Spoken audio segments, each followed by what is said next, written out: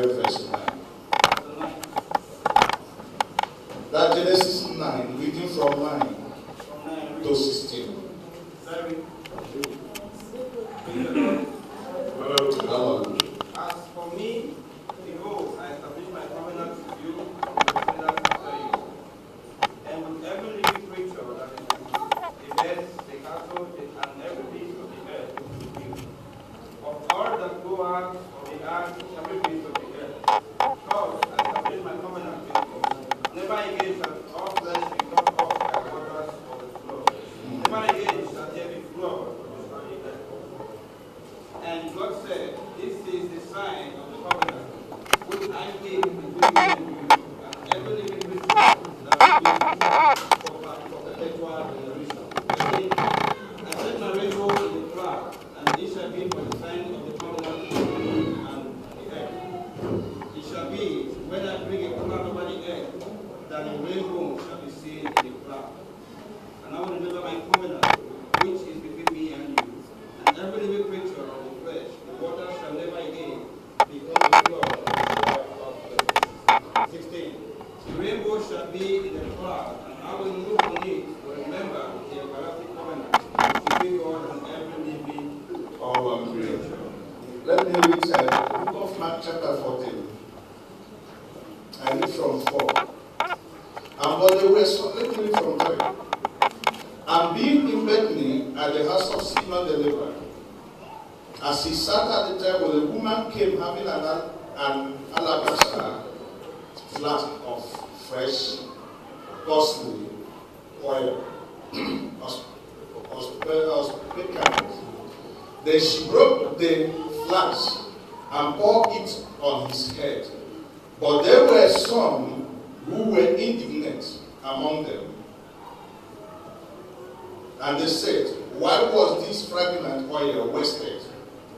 For it might have been sold for more than 300 denarii and given to the poor. And they criticized her sharply. But Jesus said, let her alone. Why do you trouble her? She has done a good work for me. For you have the poor with you always. And whosoever you wish, you may do them good. But me, you do not have always. She has done what she could. She has come beforehand to anoint my body for burial. Surely, I say to you, wherever this gospel is preached in the whole world, what this woman has done will also be told as a memorial to her.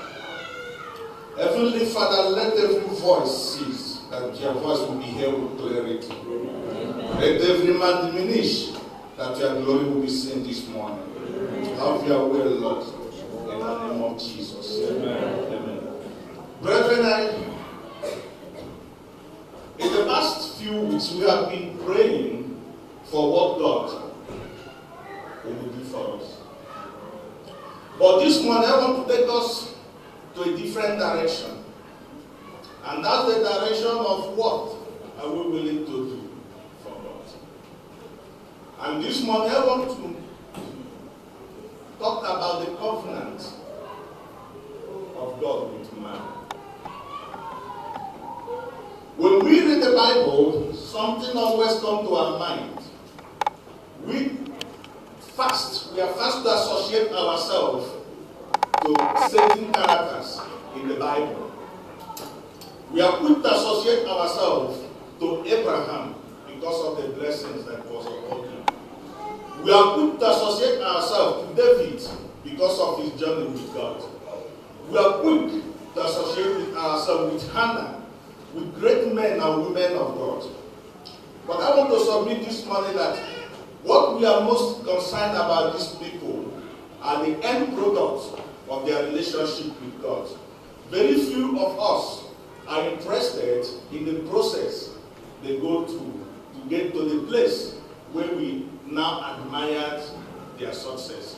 And that's what I want us to go back this morning about covenant of God. If I would add this morning, about the promises of God. All of us have one thing or the other that God has promised. But I pray to God that I will not be misunderstood this morning. Because I want to say that most of the promises that we hold on to, many have held it and died without seeing that promise. When the Bible says in Psalms that I have not seen the son of the righteous beg for bread, I tend to ask, are there no believers begging today? When the Bible says there will be no barren woman in the house of God, my question would be, are there not Christian believers who have died without child? When the Bible says you will eat poison, things that can kill you, but they will not harm you, I begin to ask myself simple question: as Christians, believers, have they not died in thousands as a result of poison? When the Bible says weapon no weapon fashioned against us shall prosper, then I start to ask, are there no Christians that have been shot by armed robbers and they died? I can remember Bishop Ilo Putife was shot in his own parlor and he died in his own parlor. He was a bishop. So my question this morning is, why are we holding so much onto these promises, yet these promises are not coming to pass? Despite all the declaration that we go through Sunday by Sunday, that ye shall be well, the doors have been opened, everything has happened, yet we go through this cycle, coming back to the same place. Perhaps this morning we might begin to look for solutions, to ask questions. When we read that the book of Genesis talked about covenant God had with a man called man. My position this morning is that many believers are promise-based believers. And every great man that you have seen in the Bible came to a point in their life where they moved from promise to covenant with God.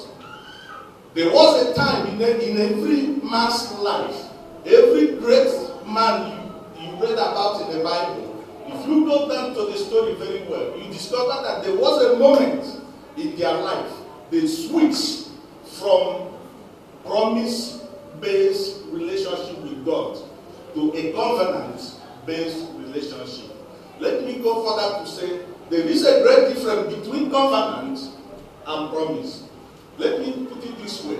If I promise you 1,000 euro and ask you to come tomorrow and take that 1,000 euro, it doesn't matter. With good intention, everything within me testify that I want to do that.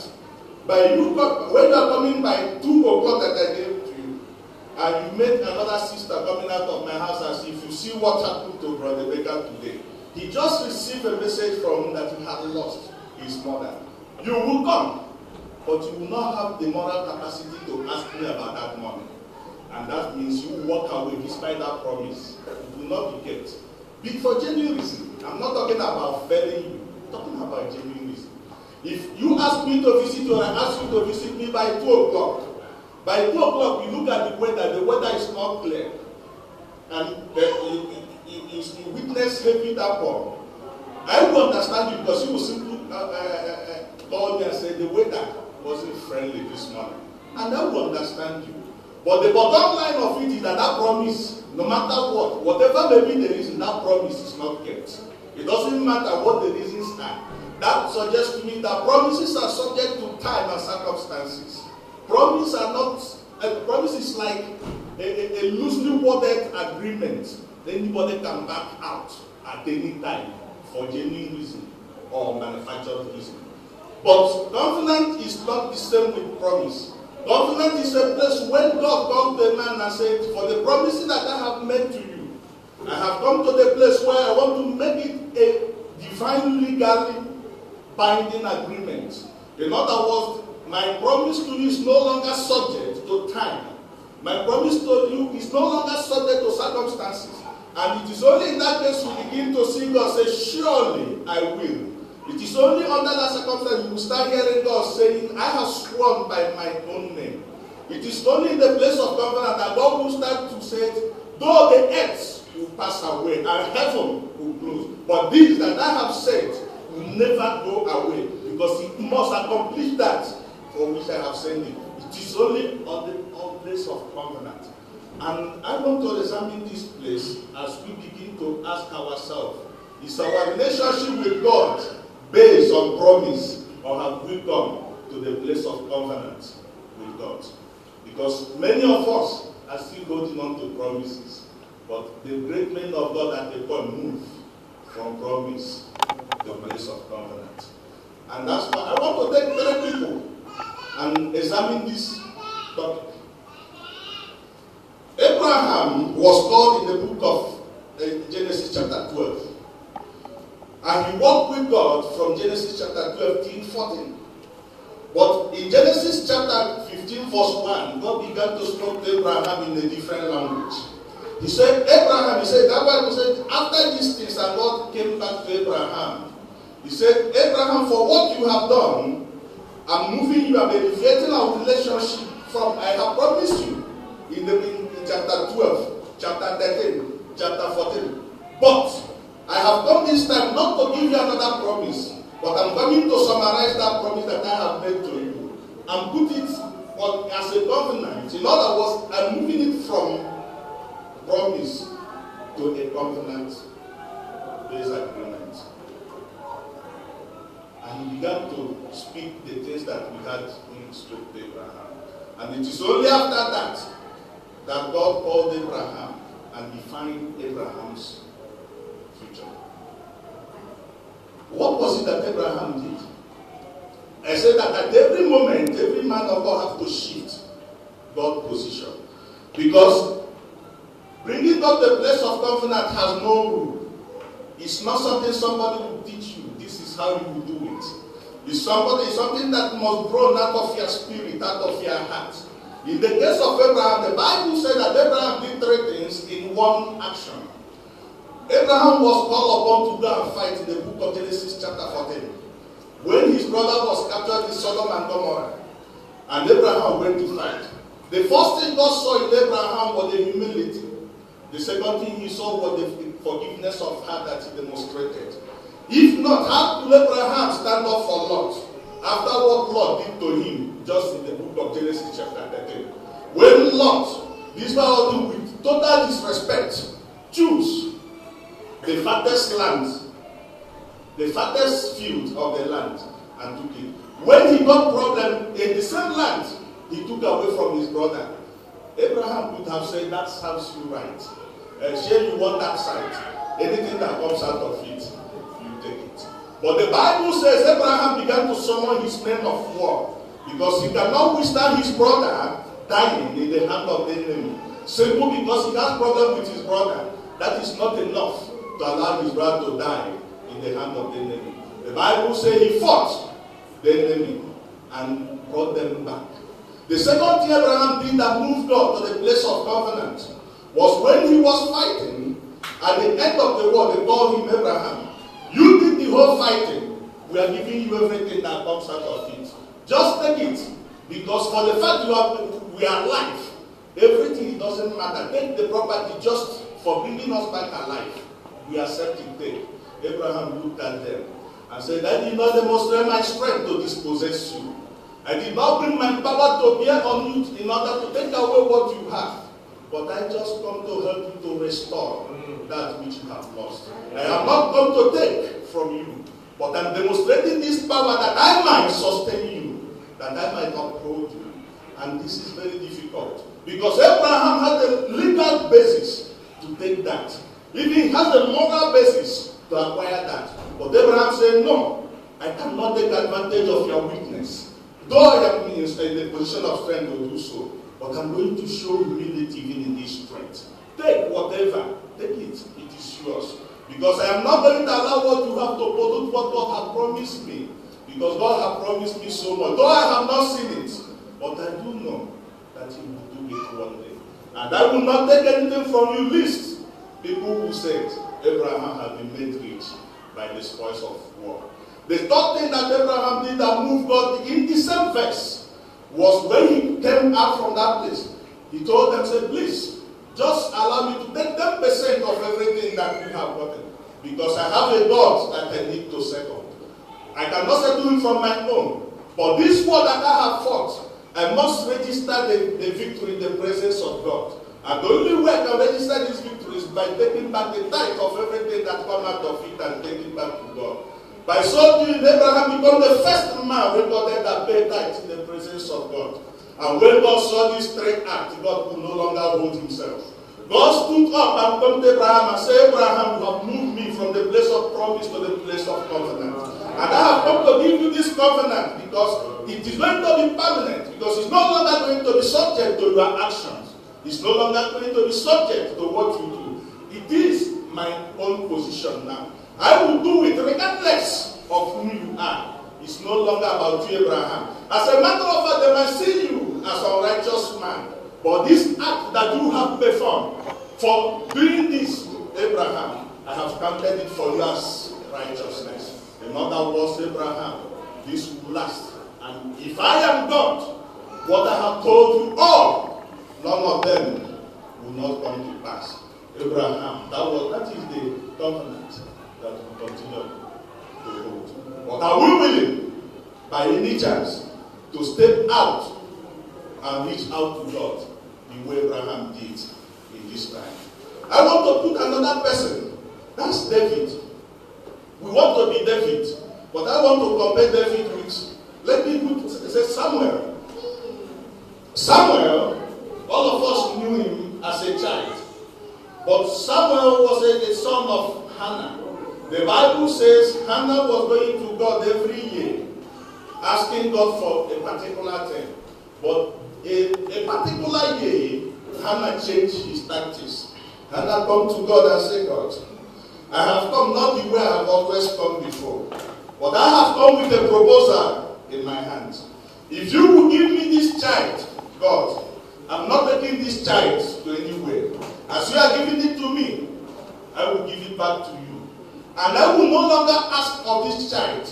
I will give it to you. Whatever you will, it is your portion. But just make me a mother for once. Let it be on record that I bore a child, and I will give it back to you and go empty-handed.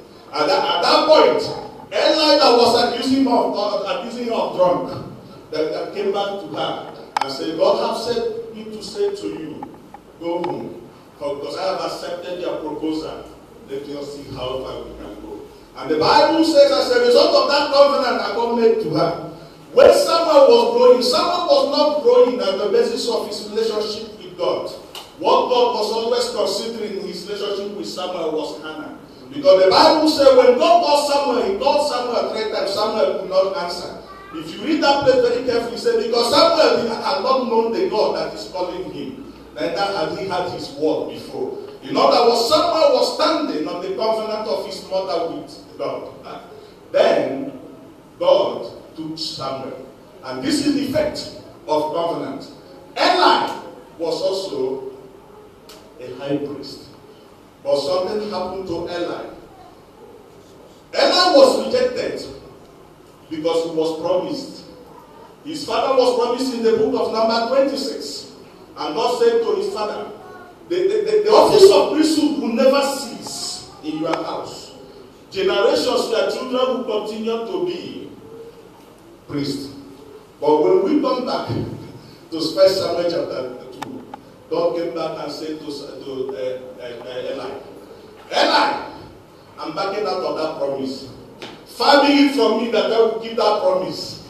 No. In fact, I'm going further. Not just I'm withdrawing that promise, I'm putting cost. No man shall survive in your own house. Yes, I did promise your forefathers that this thing will not be bad. But I am God, I am entitled to change my mind. Because they that honor me will honor. They that despise me will despise. Eli, you are gone. I have taken away this from you. But what I want to submit there, the difference between a man that is holding on to covenant. When Samuel was at the same age with Eli,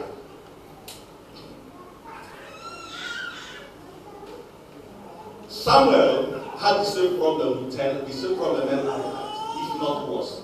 Because the Bible said that the children of Samuel, when he was old, was so corrupt that they were so corrupt that when they were given a city to look after, The Bible says they began to take bribe and they began to twist justice. And as a direct consequences of their action, Israelites revolted against their father. They came to their father and said, these children that you have, we know you are a good man, but the people that you are about to leave us with, we don't accept. As a result of this, we want a king because we cannot bear these people. I'm talking about the children of Samuel. Give us a king because these people, they are too corrupt. They are even more corrupt than the children of Eli. But God responded because God was not seeing Samuel. When Samuel come and see at one place and start crying, how could this be? God came back to Samuel and said, Samuel, stand up. It is not you that they have rejected. They have rejected me. Stand up. Don't weep. It is my battle. It is not your family. They have rejected my covenant.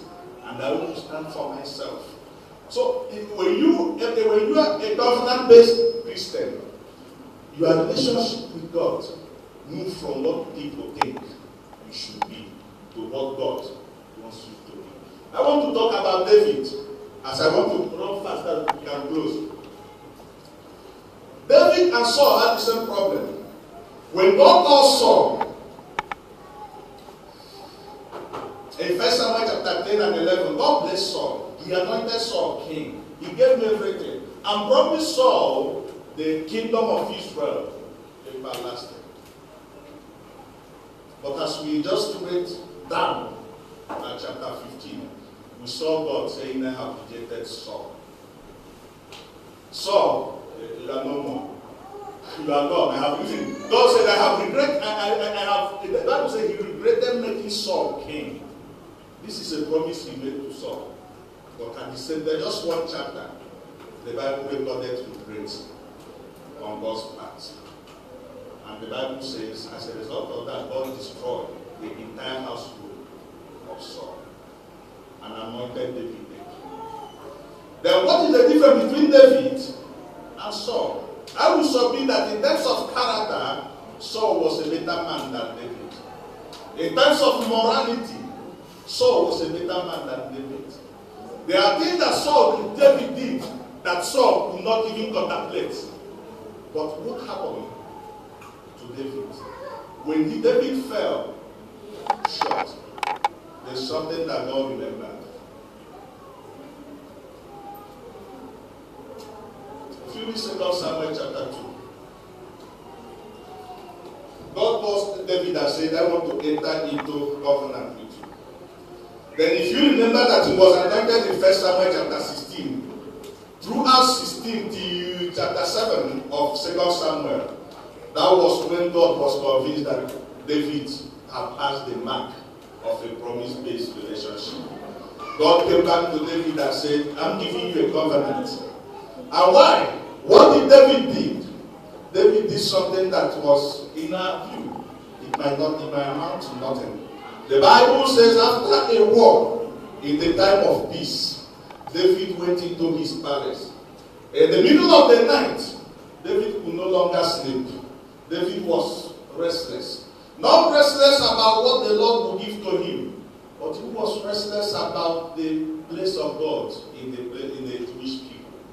Because he asked himself, how can I be living in a palace while the ark of God is in the tent?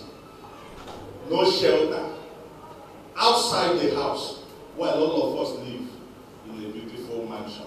David could no longer content himself. He began to ask himself questions. Is that proper for me to sleep in this beautiful house while my God will be sleeping outside? As soon as David was contemplating that, the Bible says God began to speak to the prophet. And God, when you read that place, it's like an excitement of a child that is expecting Christmas. God began to shout unto the prophet and said, go and ask David, ask my son David, is it true? Is it in his heart that is contemplating to build a house for me? Is it possible that David is thinking, not action, that it has come into the mind of David to build a house for me? He said, I'm telling him for remembering me, because I have been with these people all the way from Egypt. They have built mansions for themselves. And none of them have cared to know where I live. They only come and carry me in the days of war. After the war, when they have peace, they will throw me back. I will wait for the next war time. When there is another war, they will come back and bring me out of war. After the war, they will take. But for David to remember me in the time of peace, David, you are an extraordinary human being. And because of that, for remembering to build a house for me, this is my covenant with you. I'm going to build your own house. And I will make it a rock stand, that nothing will ever push that house away. And your kingdom, for you remembering to build a place that I will dwell and reign. I'm going to establish your own kingdom. It's going to be an everlasting kingdom. At no time will a man from your lineage cease to sit on the throne. For what you have done, I'm going further, David. I am giving you an everlasting kingdom. At every point in time, you will be at the reference point to what God can do, David. David, this is not depending on you. Because there is possibility that you will do the same thing that Saul did. There is possibility that you will fail me also. There is possibility that you will sin against me, David. But when you sin, believe me, David, I will discipline you. I will chastise you. But I will not do you like I did to Saul. I'm not going to treat you the same way that I did Saul. At any point in time, though you may err, if I discipline you, but let it be on your mind that my mercy will never depart from you.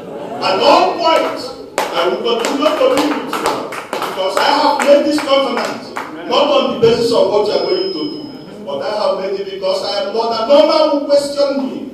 At that point, David looked at God and asked him, and like this will be God.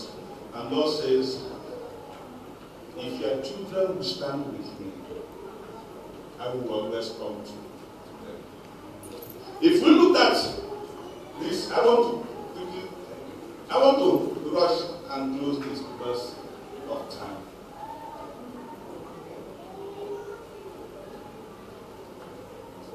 What is covenant to us? We will outlive our promises, but we cannot outlive the covenant of God. Because every covenant is not established with the flesh. It goes through blood. When God made a covenant with you, He doesn't look at one man. He made a covenant and so He said, to generations to come, this covenant will stand. Because I will not take it back. And that is why it's very difficult to deal with a man that has the covenant of God on his life. Be the descendant of that covenant, if the descendant, beneficiary of that covenant, it's difficult to calculate how God will deal with that person. Because when we looked at Saul, for the sin of Saul, the whole house, his house was clear.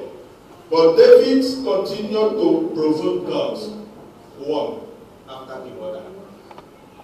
After David died, Solomon came with a moral madness, 700 wives and 300 concubines. Ahab had only one troubled wife, and God cleared his house and said, no man will remain in the house of Ahab. But Solomon, with 700 mad women, with different 700 gods, brought inside Jerusalem. And the Bible says at the point, Solomon began to go and worship from one god to another. From one god to another. That the elders of Israel begin to ask, why? This is not possible. By this time, Solomon should not be alive. But God says, I'm not looking at Solomon. But I remember David. There is no how I will deny David. Even if Samuel have failed. But the covenant I had with David, I will not go back from that. If you read from the whole Chronicles, you will see a show of shame of children of David. King after king. You always see they displease God. They did not do things that please God. Yet, at any point, this man would die, God will raise another man. This man would die, God will raise another man. And people began to ask, why should this lineage cease? God says, I will not seize them because I have made a covenant with their grandfather. About 300 years after David died, when King Hezekiah was about to die, he went back to God and said, God, why should I die? He began to remind God why he should not die at that point. After speaking finish, God looked at Hezekiah and said, Hezekiah, I'm not listening at all these excuses you are giving. But I have remembered your father David, because I made a covenant with him. So, if covenant sustain generations, the question is, what do we do to move God to that place of covenant? What is our responsibility? There is no law. There is nothing pointing to you say this is what you are going to do. The good thing about it has to come from your heart to move God. And that is where I want to close. The first thing we looked at is in our relationship with God is our service to God. How do you respond to God? Is your relationship with God based on time and circumstances? Do you do God in your extra time? Do you do God when you have any other thing to do? If you have a better business this morning, will you be in the presence of God? Or are you a Christian that says, tomorrow we go to church, today there is something very important? Where is the place of God in your life? Because God is looking for them that will worship Him in season and out of season. People that it doesn't matter whether the rain is falling or the sun is shining. They will always remember their commitment with God.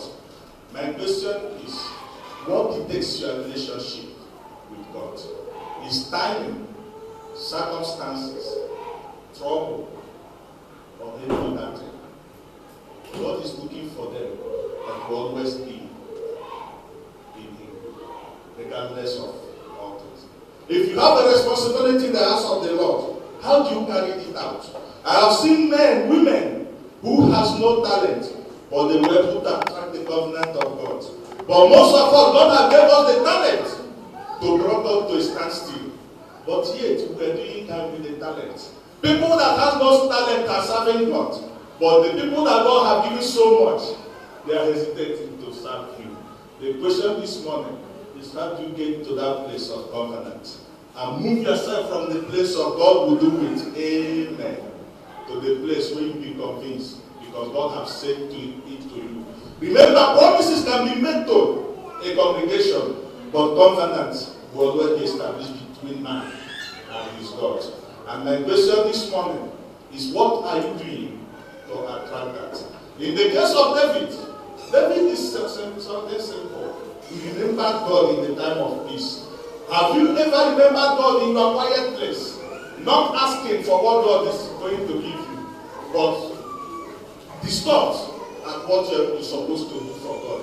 Have you ever seen anything in the house of God and you go home troubled and say, this is not normal, I need to do something about this? And God will look down and see you at the middle of the night, pacing up and down, not because you are troubled for your own problem, but you are troubled because of the things in the house of God.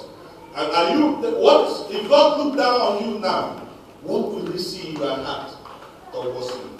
When He saw David, He saw a man that was thinking about building a house for him. And as a result of that, He moved David to the place of covenant. The last place I read that I want to close today. Before I say that, let me say this. When Jesus sat somewhere, a woman came with a very expensive oil. And this is something that conventional man would consider stupid.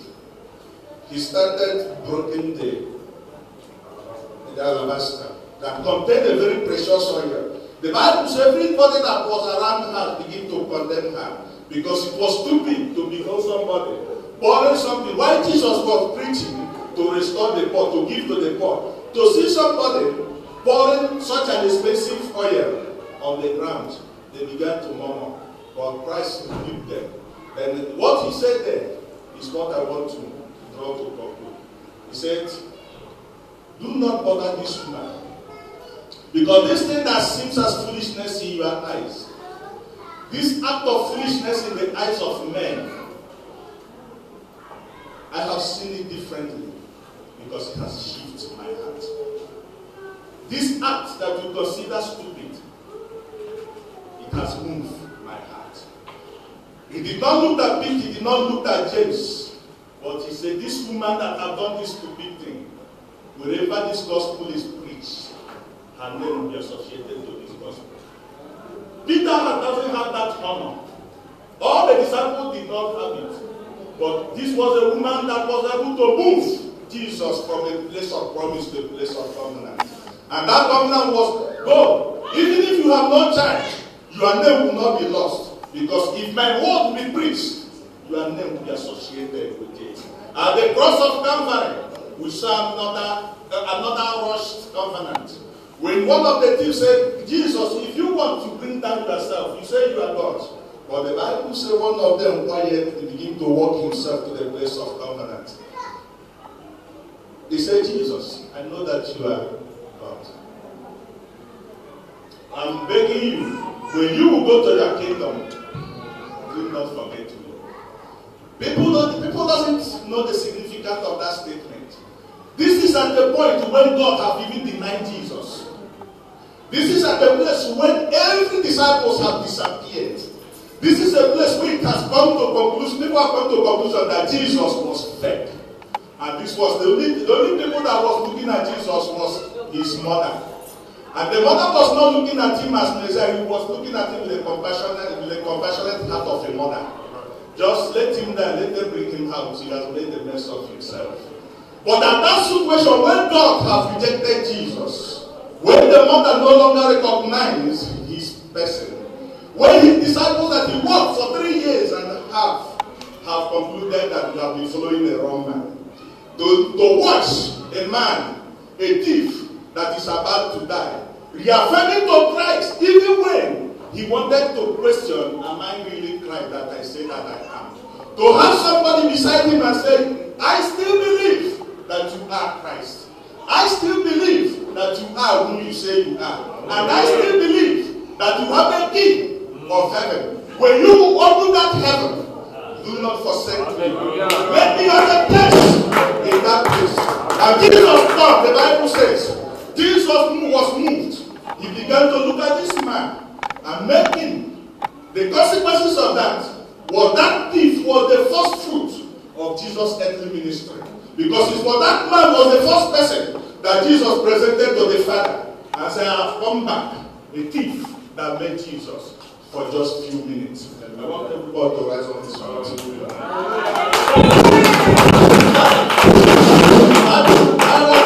Before I hand over to Brother, let me say this. Most of us have seen things that are very strange in our time. You looked at a man. He's not worthy to have what he's having. He's not worthy in our eyes to have what God is giving him. Everything he touched prospered. But this man is not coming to church. In our own book and in our own standard, this is not normal that God will be showing mercy unto this man. Because he's not like us. We have a ruler to measure. But let me tell you this. Most people that you are seeing today that are walking around, they are standing on the covenant God made with other people. Many of us here are standing today because our mother, our grandmother, rested upon God and waited on the Lord, even when they did not know what they are asking for. Their services before God, God looked at it and said, the generations to come in your house, I will never look away from your house. Woman, though you did not understand what you are doing, but the result is the same. I'm not going to look away. And these people are walking around Europe. You say everything they touch prosper. How can I do this, I do that? How could it be that these people, but it is on those people's case that God will begin to save? For instance, I said the other day, during the Civil War, we were singing for Gowon to die. Gowon must die because his army committed outrageous crimes. But the more we sing, Gowon is still alive.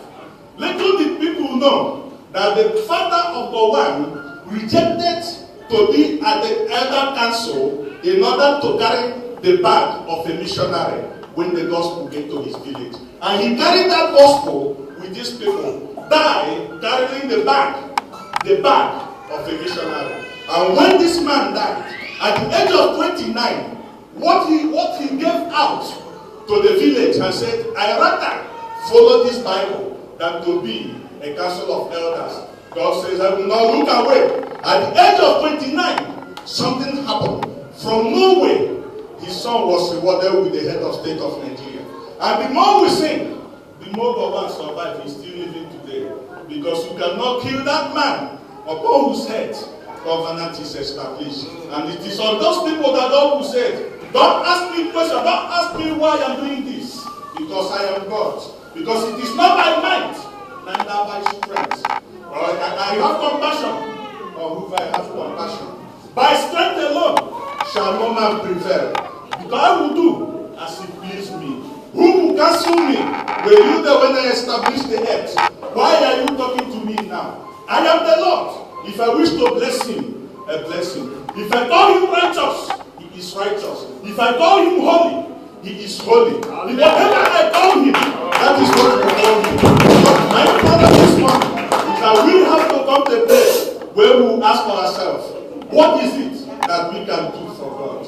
What is it that we can reach out to do for God? That God will move us from the place of promise to the place of covenant. Where